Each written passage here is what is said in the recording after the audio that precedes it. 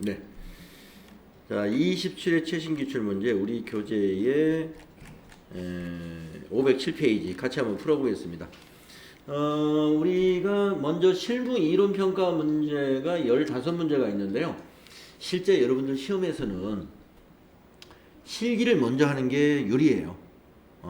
왜냐하면 실기는 찍을 수도 없잖아요. 그래서 실기를 아는 것부터 쫙 풀고 이론을 나중에 하는 게 좋습니다. 왜냐하면 이론은 정 시간이 없으면 만약에 10개, 15문제인데 10개 풀었더니 시간이 없어요. 그러면 5개 찍으면 그 안에서 한두 문제, 운 좋으면 하나를 건질 수가 있습니다. 자, 시험에서는 이론을 맨 나중에 푸시면 됩니다. 자, 그러면 우리가 여기 이론 15개 중에서 10개 정도는 맞출 수 있어야 좀 합격선에 가깝게 된다 이렇게 볼 수가 있습니다. 10개 정도는 맞출 수 있는 좀 실력이 돼야 되겠다. 자, 1번부터 한번 풀어볼까요? 다음 중 재무회계의 목적에 관한 설명으로 옳지 않은 것은? 자, 재무회계의 목적이 있었죠. 자, 1번 기업에 관한 투자 및 신용 의사결정에 유용한 정보를 제공한다. 그렇죠. 우리 그 기업에다가 내가 그 기업에 투자를 해도 되나? 예, 이런 의사결정에 재무회계 자료, 손익계산서나 재무상태표를 보고서 우리가 결정하는 거. 예, 맞습니다. 2번 기업의 미래 현금 흐름의 흐름 예측에 유용한 정보를 제공한다. 예, 그 기업이 현금 사정이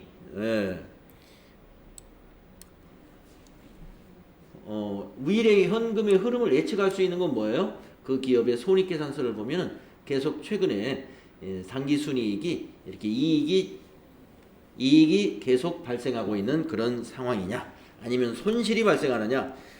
만약에 손실이 발생하는 경우라면 이 회사의 미래 현금 흐름은 아주 나빠질 것이고, 이익이 계속 발생하는 추세라면은 미래 현금 흐름은 좋아질 것이다.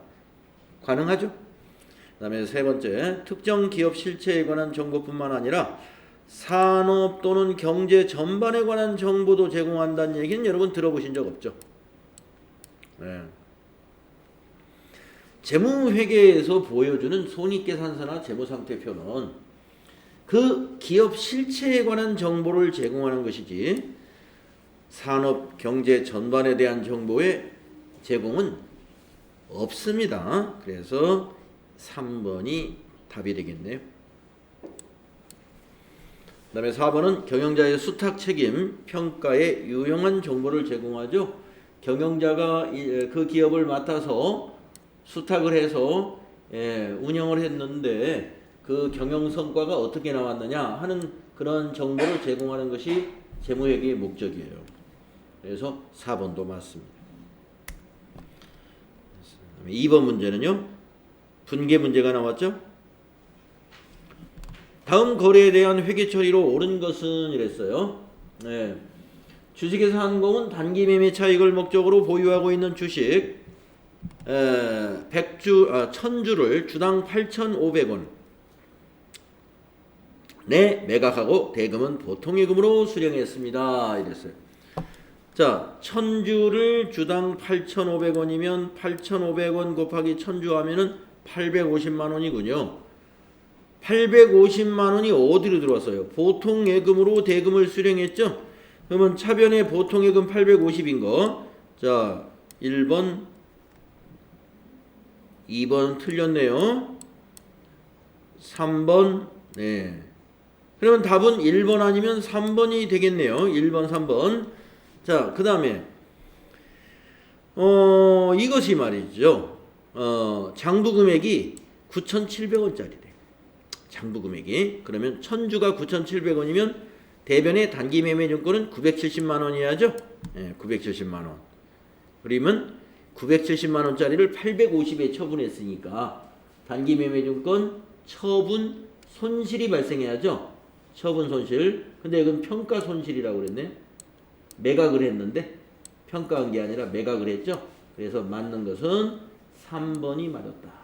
처분 손실 120만 원.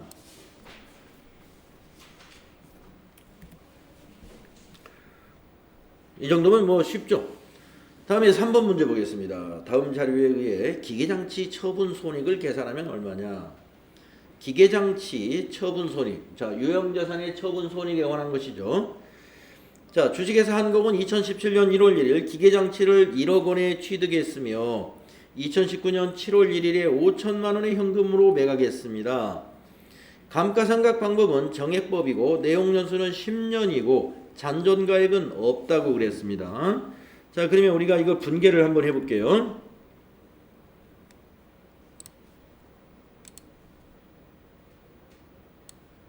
처분 분계 한번 해볼게요. 자, 3번에서 우선 처분 시 감가상각 누계액을 알아야 됩니다. 이 분계를 하려면 처분 시 감가상각 누계액은 얼마일까? 자, 정액법이라고 그랬습니다. 내용연수 10년이고 잔존가치는 없어요. 그러면 이 기계장치를 1억 원에 취득했으므로 10년으로 나누면 1년에 1,000만 원씩 감가상각을 합니다. 1억 원을 10년으로 나누면 연간 1,000만 원이에요. 자, 언제 샀어요? 2017년 1월 1일에 샀습니다. 언제 매각했어요? 2019년 7월 1일에 매각합니다. 그러면 자, 2017년 1,000만 원, 2018년 1,000만 원, 그러면 2천만 원에다가 그리고 2019년은 7월 1일에 처분했으니까 2019년은 딱 절반 500만 원만 감가상각을 해야죠. 6개월이 경과했으므로 따라서 감가상각 누계액은 얼마다? 2,500만 원이다 하는 것을 우리가 산출할 수가 있죠. 자, 그러면 이제 처분시 감가상각 누계액 알았으니까 이제 분계를 하면 되죠. 자, 차변에 현금이 5천만 원이 들어옵니다. 5천만 원에 처분했으니까. 대변에 기계장치를 처분합니다. 기계장치 얼마짜리? 1억 원짜리. 취득금액으로 기록하죠. 처분하면 감가상각 누계액은 차변에 와서 없어져야 돼. 2,500만 원이죠. 아까 계산했죠.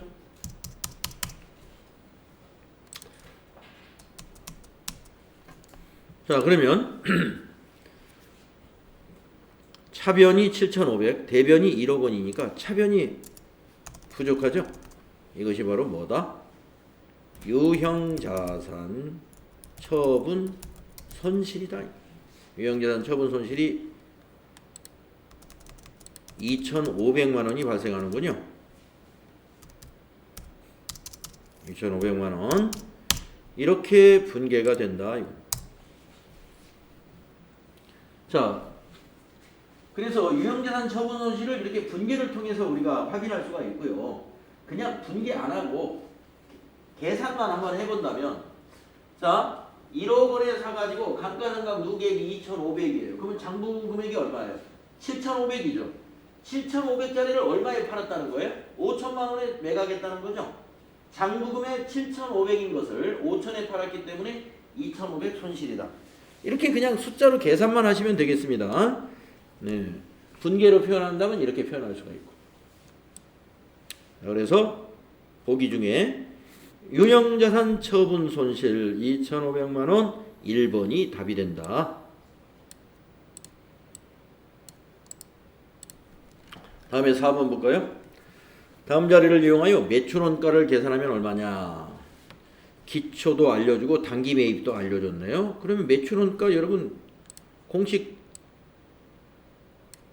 매출원가 공식 알아야만 제가 이거 결산 정리 시험 내일 봐야 되잖아요. 우리 결산 원래 오늘 보려고 했는데 어제 제가 설명을 못 드려가지고 내일 결석하지 마세요 아무도.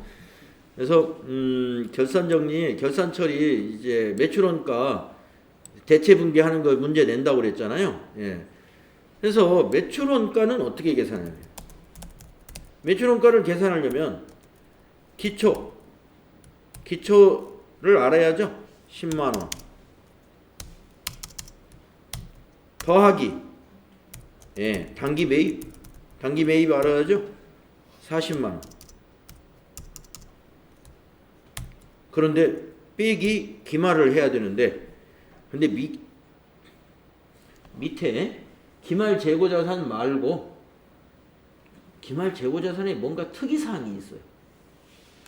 평가 및 감모손실 반영 전에는 20만원인데 재고자산의 평가 손실이 5만원이 있고 감모손실이 2만원이 있다는 거예요. 자, 그런데 정상적 감모손실은 이건 매출원가로 반영이 됩니다. 우리 감모손실 중에서 정상적인 감모손실은 매출원가, 비정상적인 것은 어떻게 해요? 영업의 비용으로 처리하죠. 영업의 비용으로.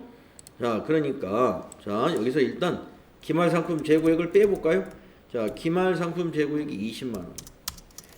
자, 기본적으로 여러분 이제 NCS 평가 문제에서는 이거 평가손실, 감모손실 이거 안 낼 거예요.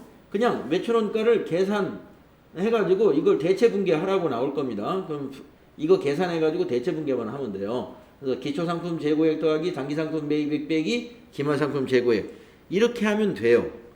이렇게 하면, 자, 그러면 일단 여기까지만 한번 계산해 볼까요? 50만원에서 20을 빼면 30만원입니다. 그런데 여기에서는 특이사항들이 있기 때문에 매출원가에 가산해야 될 걸 더해줘야 돼. 정상적 감모는 매출원가에 포함하는 거예요. 그래서 이거는 플러스 만원, 플러스 만원,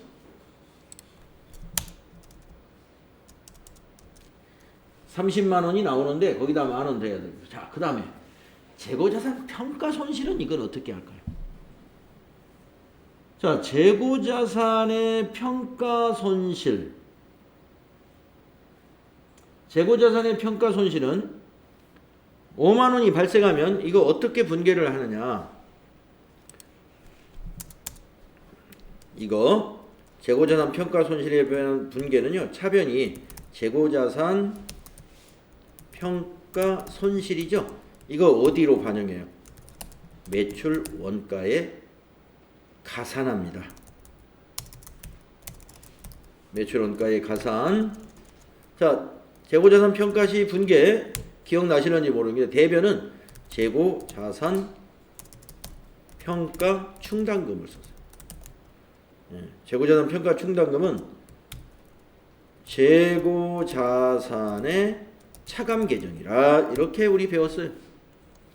그러면 재고자산 평가 손실 5만원 어떻게 해요? 매출원가에 더해야죠. 매출원가 가산 항목이니까. 그래서 여기도 더한다. 5만원을. 이렇게 두 가지 특이사항, 변수가 발생합니다. 그래서 요건 더해줘야 돼. 네. 자, 재고자산 평가 손실은 우리가 회계 처리할 때 차변에 재고자산 평가 손실이라는 계정 과목으로 쓰는데요. 이것은 매출원가에 가산 항목이에요. 그래서 더해줘야 되고, 매출원가가 일단 이렇게만 기초 더하기 단기 매입 빼기 기말상품 하면은 30만원이 나와요. 그 중에서 매출원가에 가산해야 되는 거. 자, 재고자산 감모손실에서 정상감모는 매출원가에 가산한다. 그러니까 2만원 중에서 만원만 가산하시고 평가손실은 전부 다 매출원가에 가산해야 돼요. 그래서 답은 36만원이 답이 되겠습니다. 보기에 36만원짜리가 있나요? 네, 3번이 답이 된다. 네, 3번이 답이 된다.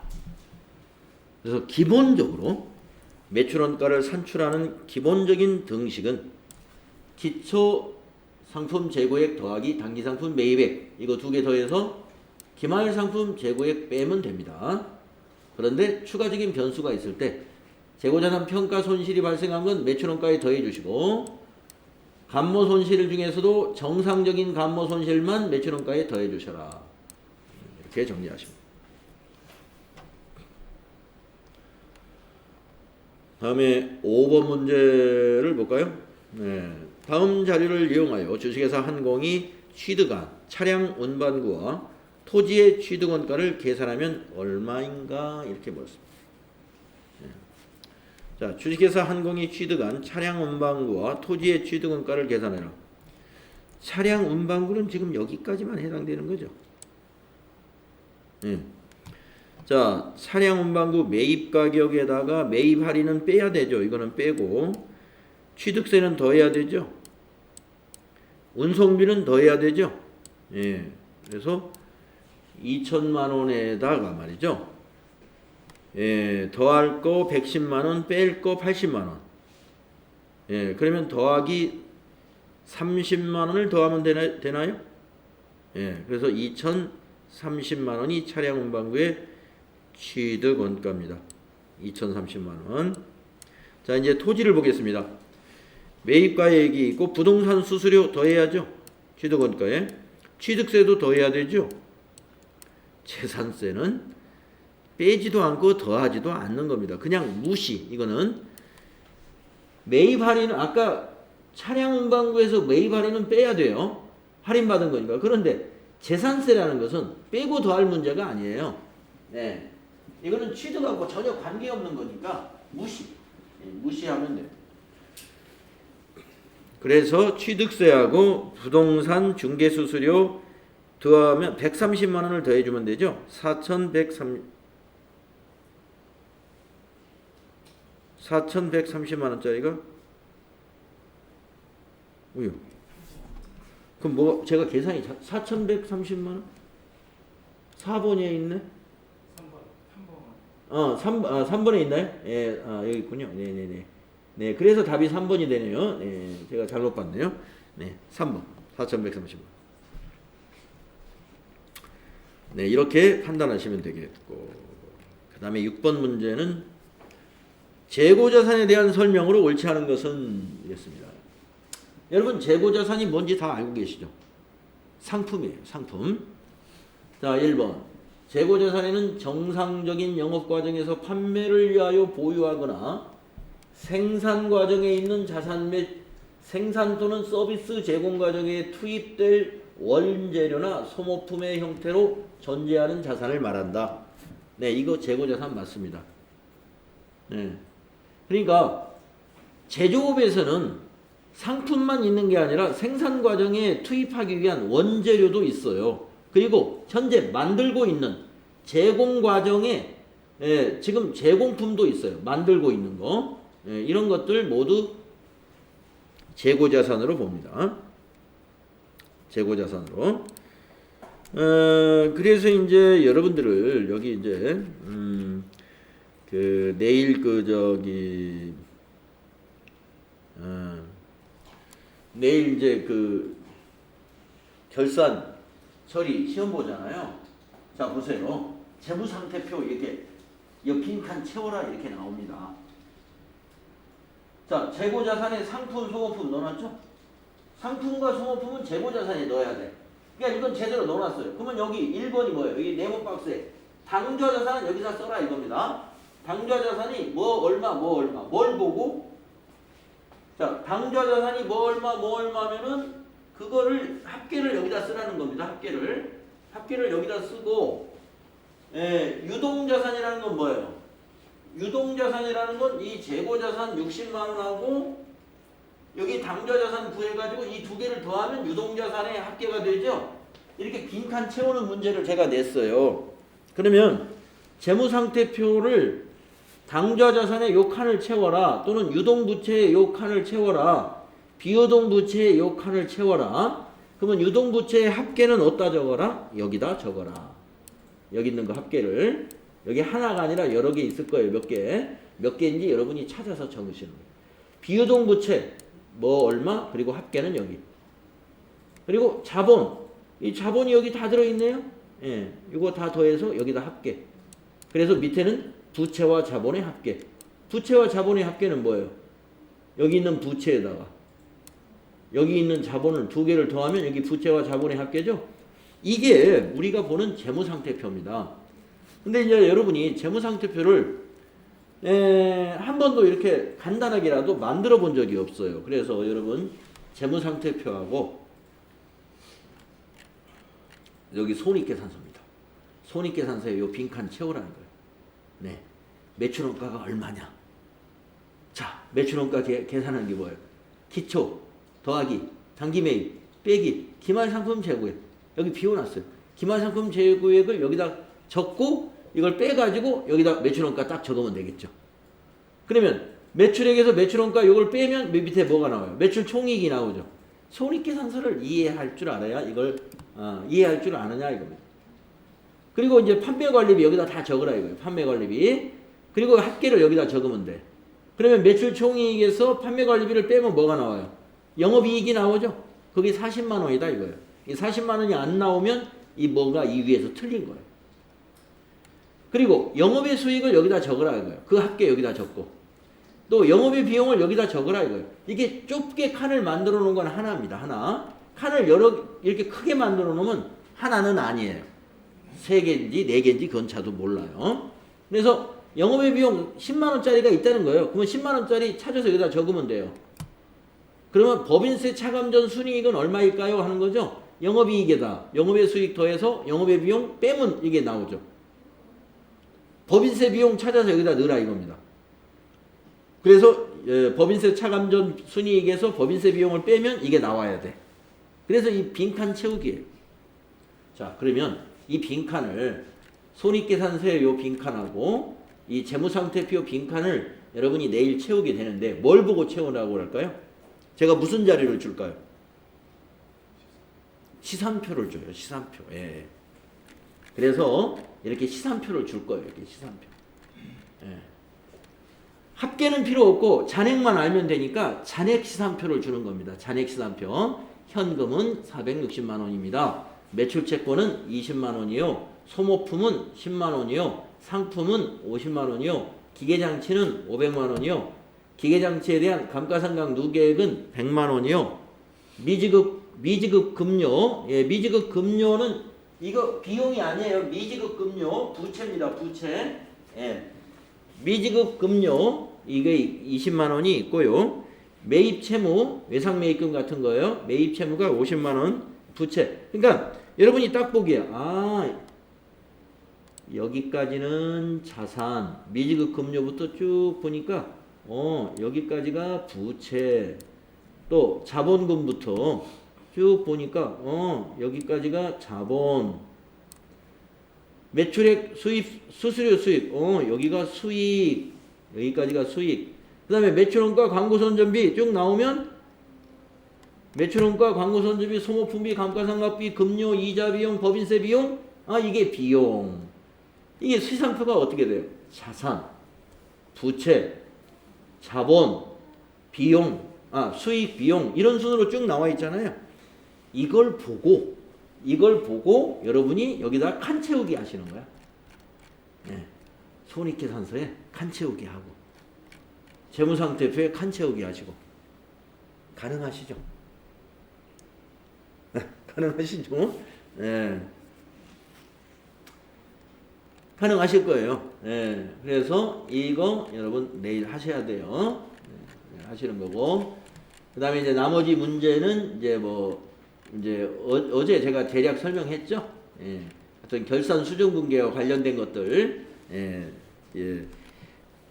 단기 매매증권의 평가 문제, 또 손익의 발생과 이연에 관한 문제, 그 다음에 지금 조금 전에 말한 이 상품 매출원가, 이 상품 매출원가를 여기 다 알려줘요. 기초가 얼마고 단기 매입이 얼마고 기말이 얼마다. 그래서 상품 매출원가 대체 분계를 여기다가 쓰시오 이렇게 되는. 그러면 상품 매출원가 계산해 가지고 차변 뭐 얼마, 대변 뭐 얼마 하고 적요를 반드시 쓰라고 그랬으니까 적요 써주면 됩니다. 상품 매출원가 관련된 적요.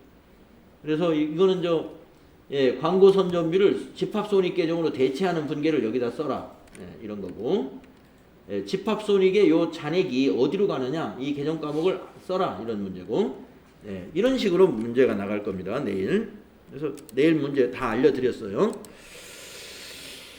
자, 어쩌다가 재고자산 얘기가 나와서 그래서 이제 지금 여기서는 재고자산에 대해서 옳지 않은 설명을 찾으라는 거네요. 자, 그러면 아까 1번은 맞았고 2번 봅시다. 재고자산의 시가가 취득원가보다 하락하여 발생한 평가 손실은 재고자산의 차감 계정으로 표시하고 매출 원가에 가산한다. 아까 제가 말씀드렸죠. 가격이 하락한 거. 재고자산 평가 손실입니다. 이 재고자산 평가 손실은 매출 원가에 가산하고 그리고 재고자산에서는 차감시키고 어떤 분계에 의해서요? 이 분계에 의해서. 이 분계에 의해서 차변이 재고자산 평가 손실 매출 원가에 가산. 대변의 재고자산 평가 충당금 재고자산에서 차감. 그러니까 이것도 6번에서는 이 설명이 맞았죠? 2번도 맞았어요. 그러면 3번 볼까요? 비정상적인 재고자산 감모 손실은 영업의 비용으로 처리한다.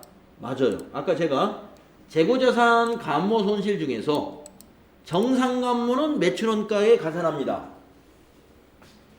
그건 말씀드렸죠. 그럼 비정상감모는 어떻게 하느냐? 영업의 비용으로 처리해요. 예. 계정가목은 이거예요. 재고자산 감모 손실에는 계정가목, 영업의 비용이 해당돼요. 3번도 맞았어요. 그러면 4번이 틀렸나요? 기말재고자산의 시가가 취득원가보다 상승한 경우 공정가치법에 의해서 재고자산 평가 이익을 계산한다. 틀렸습니다. 틀렸어요. 자, 공정가치법이 아니라 재고자산의 평가는 저가법이에요. 저가법이라는 건 뭐냐면요. 가격이 하락했을 때만 평가합니다. 네. 그래서 공정가치법이 아니라 저가법이라고 하죠. 네. 기말재고자산은 시가가 취득원가보다 하락했을 때 저가법에 의해서 재고자산의 평가 이익이 아니라 평가 손실을 재고자산의 평가 손실을 계산하죠. 그래서 4번이 잘못된 것이다. 4번이 틀렸습니다.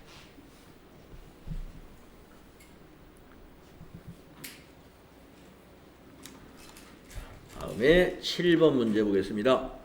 무형자산에 관한 설명으로 옳지 않은 것은 그랬네요. 무형자산 여러분 잘 아시죠? 무형자산의 종류하면은 영업권, 그 다음에 산업재산권, 소프트웨어 이런 것 등이 있죠. 1번 무형자산으로 인식되기 위해서는 식별 가능성, 자원에 대한 통제, 미래 경제적 효익의 존재라는 조건을 모두 충족해야 합니다. 예, 1번 맞았습니다. 식별 가능해야 되고 자원에 대한 통제가 가능해야 되고 미래 경제적 효익이 기대되는 것의 무형자산인 것입니다. 그 다음에 2번 신제품을 개발하기 위한 프로젝트의 연구 단계에 발생한 지출은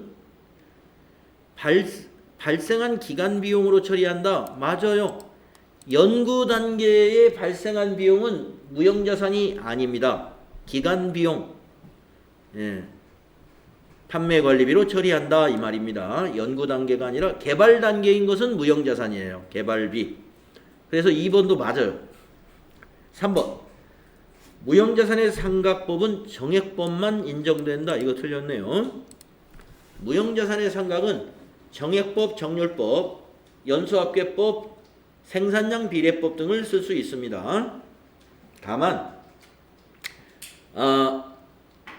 적정한 상각 방법을 채택하기 어려울 때는 정액법을 사용한다. 이렇게 되어 있죠. 정액법만 인정하는 것은 아니다. 3번이 틀렸다. 다음에 8번 문제 보겠습니다.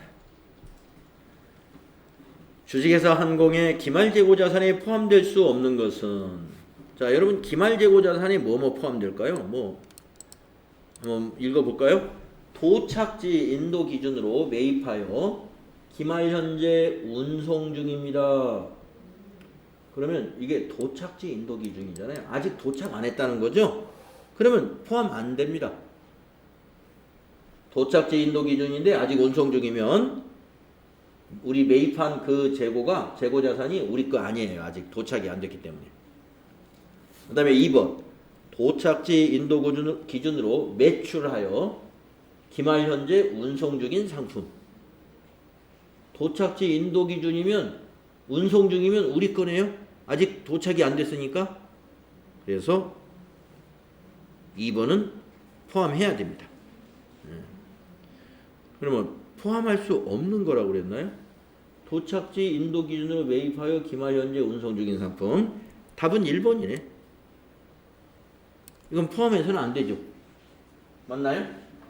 도착지 인도 기준으로 매입한 상품. 아직 도착 안 했으니까 우리 거 아니잖아요.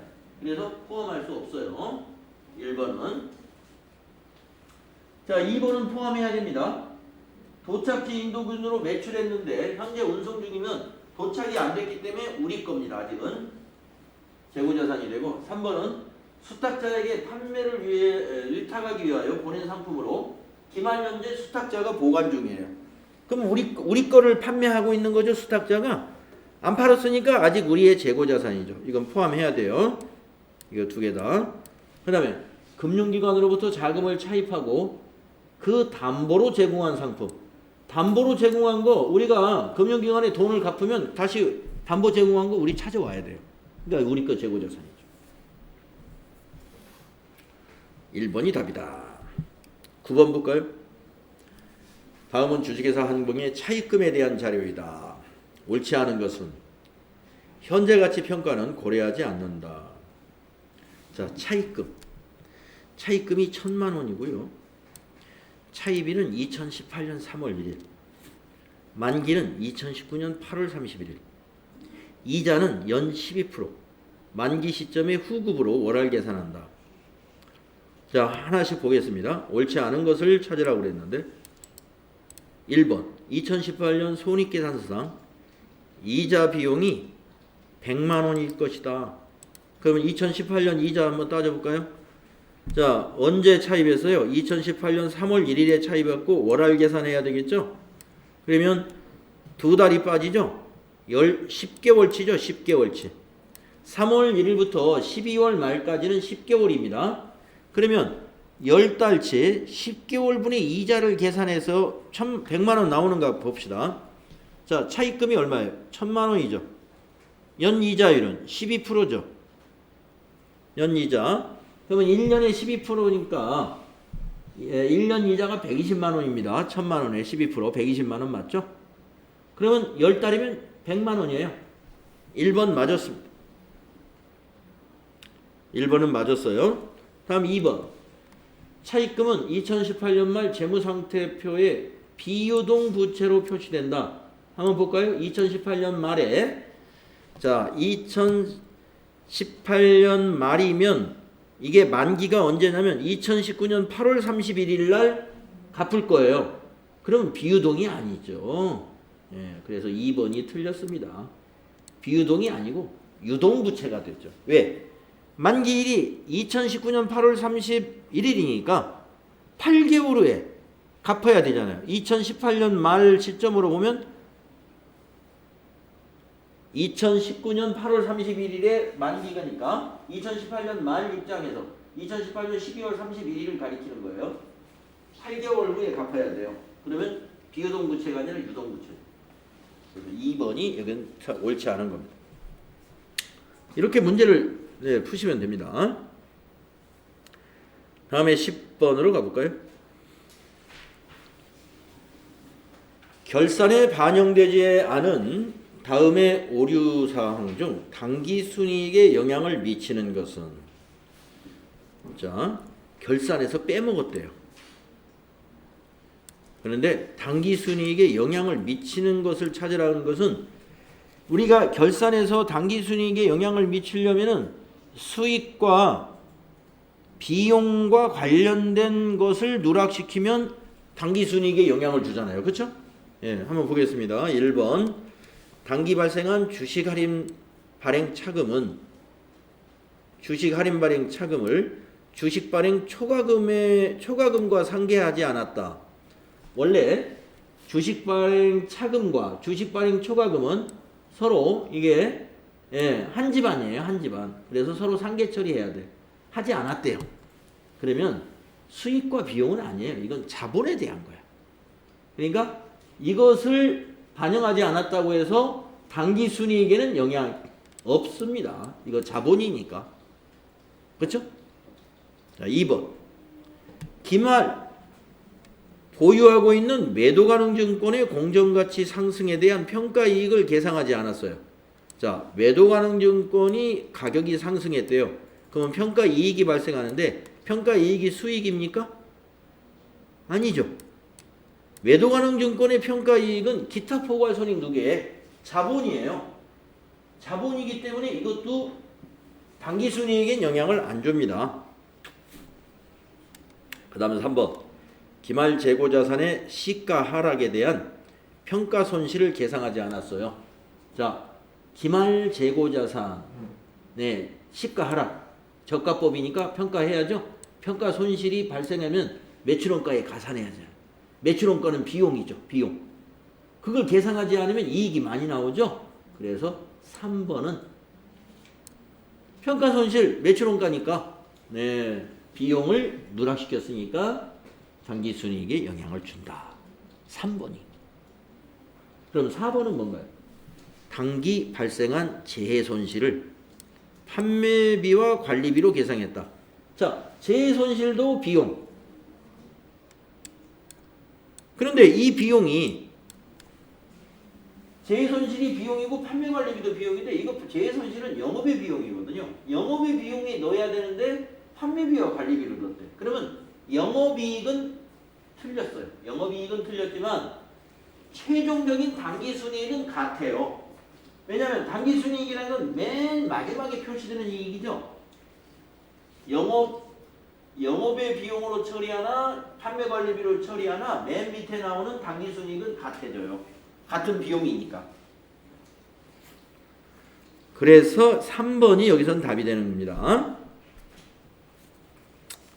이해가 되셨으리라 믿고. 다음은 11번부터 5문제는 부가가치세 문제입니다. 부가가치세 이론이 5개 나온다고 그랬죠? 자, 다음 중 부가가치세법상 사업자 등록에 대한 설명으로 옳은 것은 그랬습니다. 사업자 등록에 관한 거 우리 배웠죠? 신규 사업자는 사업 개시일 이후에만 사업자 등록을 신청할 수 있다. 틀렸네요. 개시일 전이라도 신청할 수 있다. 이렇게 배웠죠? 1번 틀렸고 2번 사업장 관할 세무서장이 아닌 다른 세무서장에게는 사업자 등록을 신청할 수 없다. 틀렸습니다.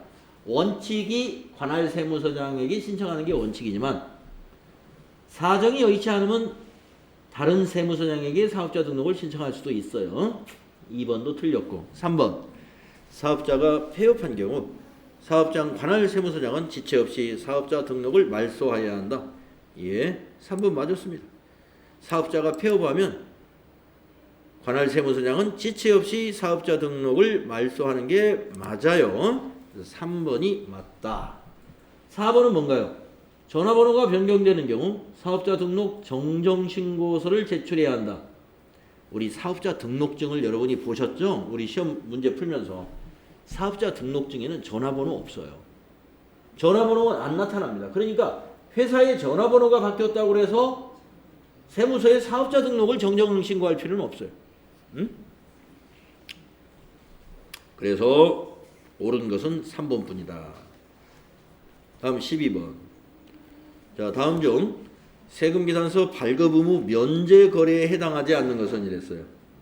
자, 여러분 세금계산서 발급 의무가 면제되는 거래가 대표적인 게 간주공급이 면제가 많이 되잖아요. 간주공급. 자, 부동산 간주 임대료 면제 해당하지 않는 걸 찾는 거예요. 예. 택시 면제. 택시 운송에 대한 거 세금계산서 발부 안 합니다. 면제. 노점 면제.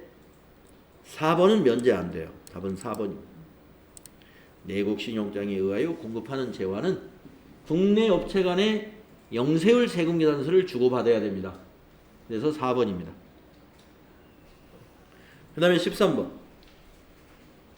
다음 중 부가가치세법상 재화의 공급에 해당하는 것은 지금 우리가 푸는 이 부가가치세 이론은 말이죠. 우리 이제 부가가치세 시험도 봐야 되잖아요. 부가가치세 시험 때 요 이론, 부가가치세 이론 10개 나갑니다.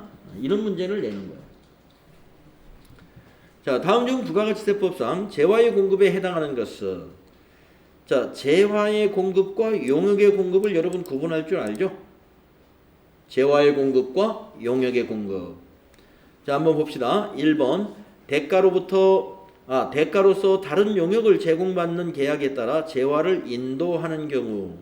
재화를 인도하면 재화의 공급이에요.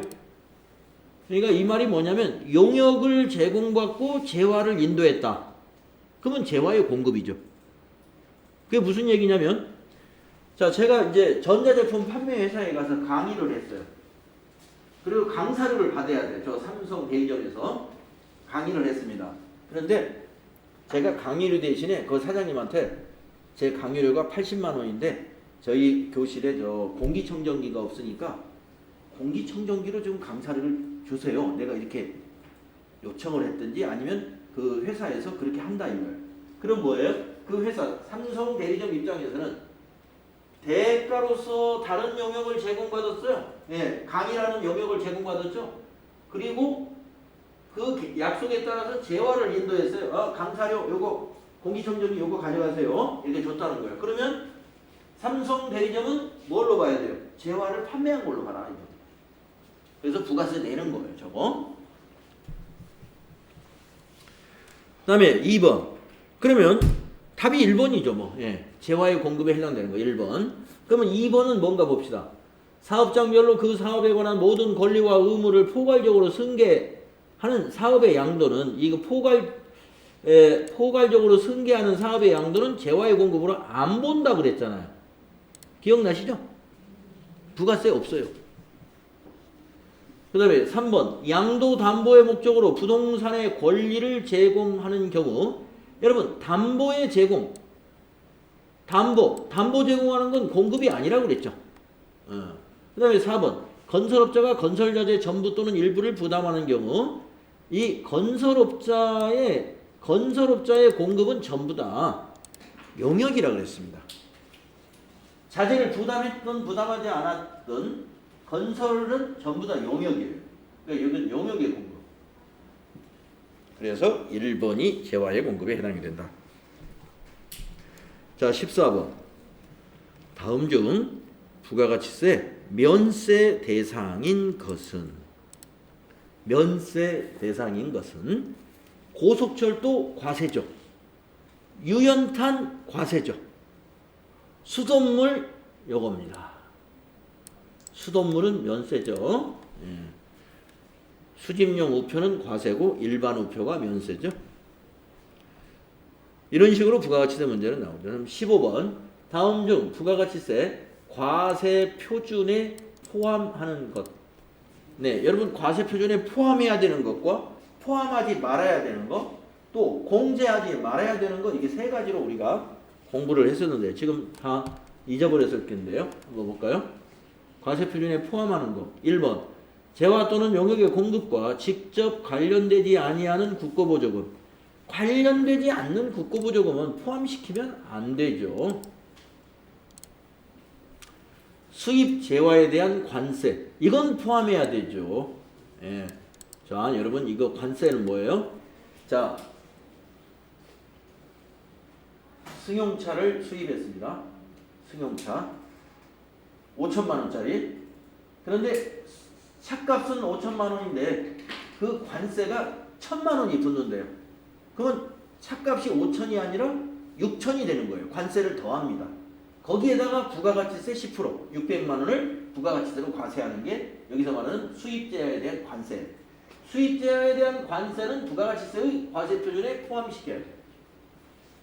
그래서 2번이 맞어요. 포함하는 거. 자, 매출 할인하는 거, 이건 빼야 되는 거니까 과세 표준 아니고, 공급하기 전에 파손이 돼버렸는데 돈을 못 받죠. 그래서 이것도 포함해서는 안 되죠. 2번만 과세 표준에 포함된다. 네, 이렇게 27회 필기 문제 15개 이렇게 풀어봤는데요. 이게 전부 한 문제당 전부 2점씩이에요. 2점 곱하기 15점 해서 여러분이 다 맞추면 30점을 얻어놓고 이제 실기를 푸는 거고요. 자, 다 못 맞춘다. 다 맞추는 사람 드물겠죠? 그래서 10개만 맞춘다. 그러면 20점. 20점을 이론에서 미리 따놓으니까 나중에 실기 70점 중에서 얼마만 맞으면 돼요? 70점 중에서 50점만 20점을 실수로 틀려도 합격이다. 왜? 이론에서 20점 해놓았고 실기에서 50점 맞으면 딱 70점 합격이죠. 실기에서 20점을 날리려면은 몇 개 분계가 틀려야 되냐면 7개. 7개 틀리면 20점 감점이에요. 하나당 3점. 3점이면 37은 21. 좀 안 되겠네. 한 6개? 6개들. 6개 정도. 근데 여러분 분계에서 6개씩이나 틀릴 일이 공부 좀 했으면 6개씩 안 틀리잖아요. 네, 그렇게. 그래서 제가 합격 전략을 여러분들에게 이렇게 말합니다. 이론은 어느 정도 좀 해야 되느냐? 대충 내가 15개 중에 대략 풀어보면 한 10개 정도는 10개 가까이, 뭐 9개도 좋아요. 하여튼 10개 가까이 맞아야 되고. 왜냐하면 실기할 때 100% 못 맞춥니다. 실기 100% 맞출 수 있으면 뭐 더욱 좋겠지만 한두 개 다 거의 다 실수하거든요. 아는데 실수하는 거예요. 시험이다 보니까. 그래서 실수도 있고 해서 이 실무에서 최대 6개까지 실수나 몰라서 틀리는 걸 6개로 보자 이거예요. 그래도 합격이 나온다. 이런 얘기입니다. 이론 공부 좀 잘 준비하시면 되겠다. 자, 10분간 쉬었다가 이제 이거 실무 수행 같이 해보겠습니다.